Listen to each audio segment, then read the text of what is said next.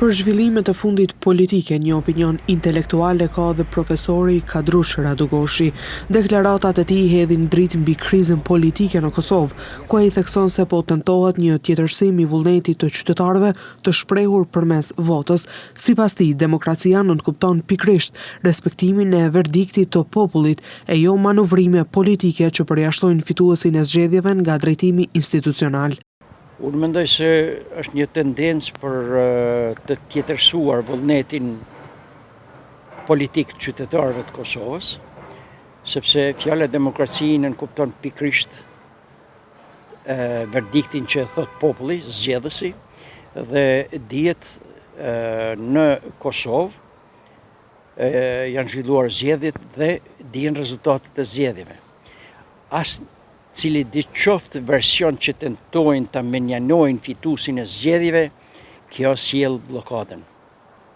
Edhe po supozoj po ta hiqnin komplet vetvendosin prej pushtetit dhe të krijojnë partitë që i kanë humbë zgjedhjet, si mendojnë që mund të udhëheqin në Kosovë kur 400.000 votues kanë votuar të kundërtën.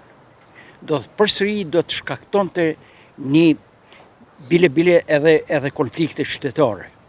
Prandaj, e vërteta do të ishte që të respektohet vullneti i popullit, të pushojnë mëllefet.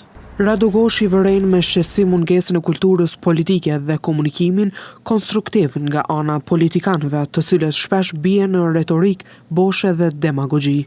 Po m'vjen keq të them, por nga njerë të politikanet tonë mungon kultura elementare e komunikimit, kultura elementare e shprehjes politike, dhe shpesher ka aq shumë demagogji, sa që edhe qytetari është zakonshëm pa ndonjë përgatitje, ta quaj pa ndonjë kulturë të madhe politike, e kupton se politikanet tonë po rrejnë.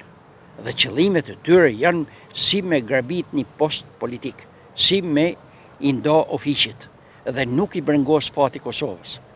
Kjo blokad që po ndodh në parlamentin e Kosovës do të sjell pasoja të rënda për Kosovën, sepse në radhë parë i kënaq armiqtë e Kosovës, të cilët do të deklarojnë se ja, ju kem thonë se këta nuk mund ta qeverisin vetveten, nuk din ta qeverisin vetveten, dhe po them pasojat janë të rënda, por do të ishte e mirë që politikanet e opozitës të ulen pak, ta lexojnë mirë verdiktin e popullit, ta respektojnë atë. Kjo nuk do thotë që edhe pala tjetër të mos hap dyert e komunikimit, të krijojë mundësitë e komunikimit. Por, në njërën anë, thonë se nuk po pranon të bisedoj, ose duhet mirëmi vesh, e në anën tjetër, letrat e dërguara refuzohen, nuk pranojnë as të takohen. Dhe partia të tretë propozon se çka duhet të bëhet pa llogarit fituesin. Profesori shpreh bindjen se në rast të zgjedhjeve të reja, lëvizja vetëvendosje do të dilte edhe më fuqishme, duke marrë mbi 55% të votave, pasi qytetarët kanë identifikuar bllokuesit real të proceseve.